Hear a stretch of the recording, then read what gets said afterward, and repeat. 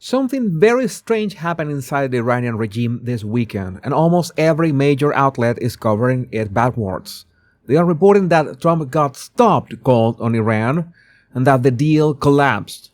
But what actually happened is that the Iranian generals tried to overthrow the Iranian negotiators, and Trump just turned that coup attempt into his strongest position yet. So let me start with the part the press is getting right. Last week, Trump ran 5 plays in 7 days against the Iranian regime. A 5-day countdown on Tehran, deal by Wednesday or the bombs come back, a full naval blockade of the Strait of Hormuz, the boarding and seizure of a 900-foot Iranian tanker called the Tuska, loaded with Chinese chemicals used in ballistic missile production, a public ask for Iran to release 8 women in Iranian custody as a goodwill gesture, and a CNBC appearance on Tuesday morning where Trump told the finance audience that America is in the strongest position against Iran in 47 years. This was Trump at his fastest. And on Friday of last week, according to multiple threads of reporting, the deal was basically there. Not signed, but there. The Iranian side had a person in the room who was ready to take it to the supreme leader. That person's name is Mohammad Bagher Ghalibaf, the Speaker of the Iranian Parliament, a former officer of the Iranian Revolutionary Guard, and for most of this month, the de facto lead negotiator. So by Sunday night, Ghalibaf was gone, pulled off the file, sidelined inside his own government. That is where the Monday shows got it wrong. The Monday shows ran the same 3-point story all morning. Trump escalated too far, the bluff got called, the bombs are coming. Iran is a serious country that does not respond to public ultimatums. And Trump is surrounded by amateurs. His vice president, his son-in-law, his personal envoy, none of them career diplomats, and amateurs lose to professionals every time.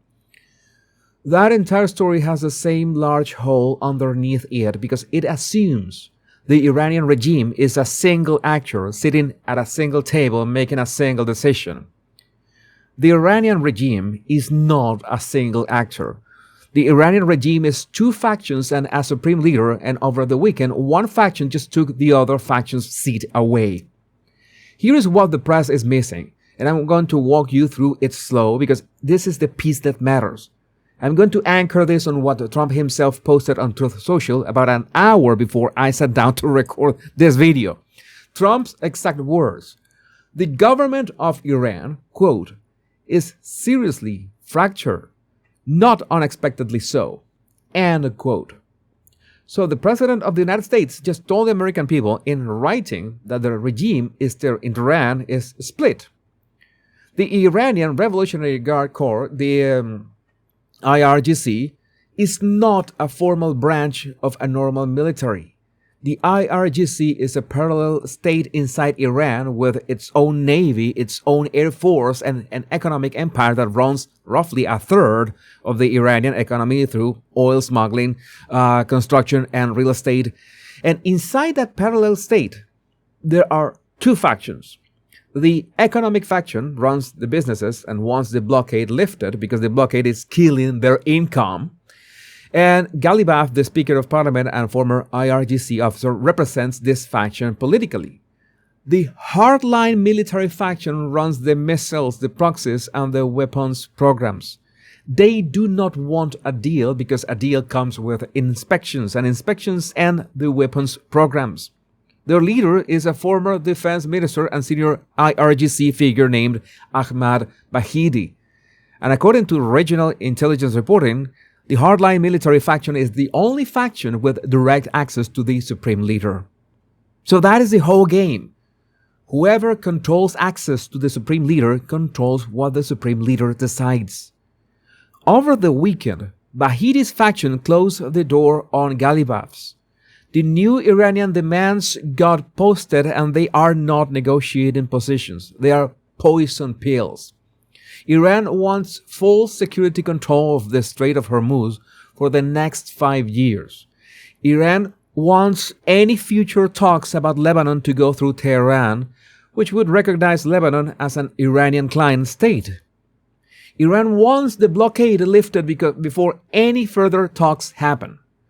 No American administration, Republican or Democrat, could sign those terms. Israel would never tolerate the Lebanon clause, and Saudi Arabia and the UAE would never tolerate the Hormuz clause. So, the hardline faction wrote those demands specifically to make sure the deal cannot close, on purpose. So, I have watched a ruling class tear itself apart from the inside before, in the country I come from, and I can tell you what it looks like. It looks exactly like this. The economic faction of the regime, the people who want to keep eating, get pushed aside by the military faction, the people who want to keep ruling. And then the military faction makes a decision that eventually gets them all killed. Because the military faction always thinks it can outlast the storm, right up until the moment it cannot. And this is where the story gets good, because about an hour before I sat down to record this, and that post that Trump did in Truth Social, in that same Truth Social statement, Trump announced his response to the fracture. He did not drop bombs, and he did not walk away. He announced that at the request of the Pakistani Prime Minister and the Pakistani Field Marshal Asim Munir, he was holding off on any strike until the Iranian government can, quote, come up with a unified proposal, end quote. He directed the American military to continue the naval blockade. He extended the ceasefire, and he said the blockade keeps running until Iran either submits a real offer or the discussions conclude, quote, one way or the other. So, read what just happened there. Trump is not giving the hardline faction a win. Trump is giving the Iranian regime a rope. If the economic faction wants to come back to the table and push Vahidi aside, they have until the blockade finishes starving the country to do it. If the hardline faction wins the internal fight, Trump keeps the blockade on, and eventually the bombs come back. Either way, the clock is running against the hardliners, not against Trump. And Pakistan gets to look like the peacemaker that bought everybody more time, which is exactly the kind of win that keeps a Sunni majority nuclear power firmly inside the American column. So this is the opposite of that climb down. This is Trump saying, take your time, fight your civil war. I am going to keep starving you while you figure it out. So 3 things to watch now that the ceasefire is extended, perhaps indefinitely. Watch the Iranian economic faction. If Ghalibaf reappears publicly and Vahidi goes quiet, the economic side is winning the internal fight and a deal is coming. Watch Trump's Truth Social for a Xi Jinping readout. If Trump announces a call with Xi this week, the Beijing lever is being pulled to push the hardliners back in line.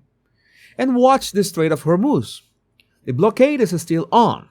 Every day that blockade holds, the hardline faction inside the regime gets weaker, whether anybody writes that story or not. So if you want my deeper analysis on geopolitics and markets, go check my new blog, The Power Pundit. I can say things there that I'm not allowed to say anywhere else. I posted today, by the way. Link in description. And share this video with your family and friends so they know what's really going on. My name is Jesus Enrique Rosas. I'm The Power Pundit. Much love and bliss.